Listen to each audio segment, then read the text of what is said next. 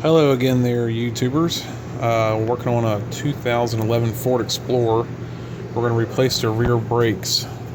We're going to do the rotor, the caliper itself, and of course the pads down inside there. Here are some tools you're going to want to get. You're going to want to get an inch-pound torque wrench, a foot-pound torque wrench, a T40 Torx head socket, a 10mm socket, 15mm socket, a 14mm socket, a 16mm wrench, a 13mm socket, probably a hammer, some shop rags, and some grease for your pads. Step one, of course, is to put a jack underneath, somewhere underneath the car, and support it. Then remove the tire. I have this on a lift. I know not everybody has access to one. And what I want to do first is I want to start taking things loose. So as you can tell, I've already taken this loose. I've taken this caliper bolt right here loose. I've taken the caliper mounts loose, which here's the top one, and then here's the bottom one. That's the mount for the caliper, and this is right here is the caliper bolts themselves. So I got those loose. These were the caliper bolts themselves are 13mm bolt head, and these are 15mm bolt head. And then the line, I've just cracked it loose a little bit, and that takes that 16mm wrench. The biggest problem with doing this whole job is this parking brake cable right here, and I've already pulled it out a little bit. What you have to do is you have to squeeze these tabs and monkey with it to get it to come out of here. After you get out like that, you're going to remove this 10mm bolt.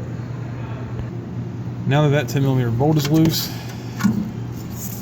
take it,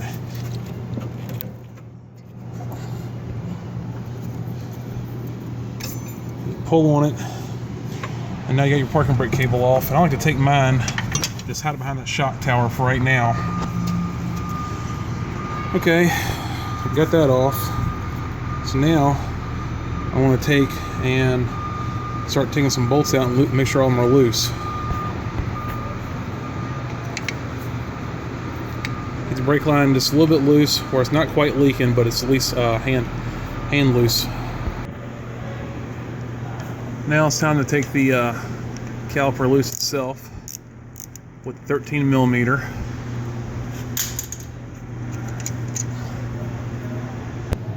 And take the top one off, which is also 13mm. If you're turn that bolt out, and this right here, this slide right here starts to turn on you, get a pair of pliers and clamp on there to keep it from spinning. So now we take the caliper off. Now this type of caliper is a single piston caliper. If you look, that right there is a piston, and some vehicles, not all, have this spin type piston in here. The way you can press that piston is using this special tool. It looks like this, and what it does, it applies pressure to it and also spins the piston back inside the caliper. We do not need this for this particular job because I'm replacing the caliper. So now I'm going to remove the caliper mount.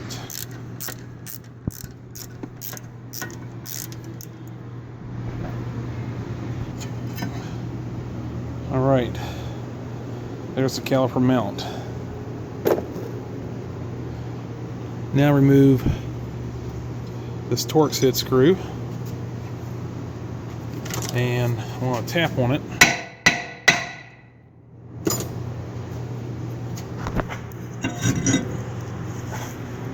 Get that rotor to come off. So now that I got the rotor off, I noticed that the hub is pretty rusty. around in here. And I don't know if you actually have to do this, but I like to take a piece of sandpaper and go around this and smooth it up just a little bit. Make sure you're wearing safety glasses when doing this. Okay, I cleaned it up and got the big chunks off of it, and then use compressed air to blow it off. Alrighty, so let's put the new rotor on the hub here. You got to remember to line up that special hole with that screw hole. Okay, now I'm going to tighten the screw to 177 inch-pounds, is what the specification calls for. Okay,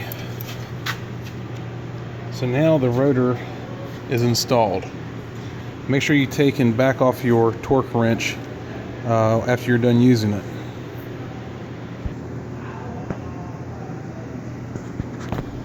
Here's my new caliper, aftermarket one here. It's going to have 14 bolt heads instead of the factory 13 bolt heads. So we need to remove those with the 14mm wrench. This caliper bolt here and this one here. Okay, I've taken those two screws loose and I went ahead and put the caliper mount, started the bolts here, this one here. So now I want to tighten those two down. Okay, let's tighten these caliper mount bolts. 76 foot-pounds.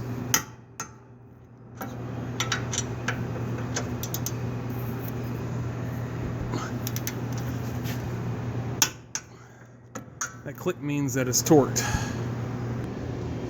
In the box that came with the caliper, you should have a little bag that looks like this. In that bag, you should find some clips. These clips belong onto the caliper mount for the brake pads to ride on. And the way you install them is coming from the back side first and then clip up front.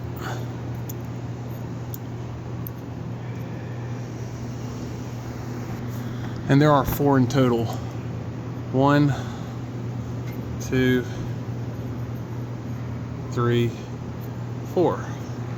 Okay, let's install the brake pads. Sometimes it matters what pad goes on the inside. They might have a marking on them, or it might have a wear indicator. These are the same, so it shouldn't matter whether this one goes here or on this side. Okay, I went ahead and installed the new brake pads, and I put some grease on the back side here, on that side too. Helps keep it from squeaking and keeps them quiet. Do not get brake grease on the front where the wear is. What you want the wear here, just put it right here on the back. Alright, so now I want to grease up my slides. So pull the boot back. It's got a little grease on there. I want to put some more. Something more like that. Just take and slide that back in there. Got a little extra grease. Grab you a rag. Wipe it off. So now both of these, I did grease both of them. So now I want to mount the new caliper. Well, what I'm going to do is I want to take this line off of this caliper. Okay, so I want to sit here and twist this caliper around and hold this. I can't do it with one hand hardly. I'm going to hold this brake hose with one hand, twist the caliper in the other until it's at least hand tight. So now they got the line on there hand tight. I want to mount the caliper to the caliper mount. Okay, I got the bottom bolt started. Now I'll go up here to the top bolt. Start it. Okay, the torque spec for these two caliper mount, or the caliper bolts, is 24 foot-pounds. So now I need to set my torque wrench to 24 foot-pounds.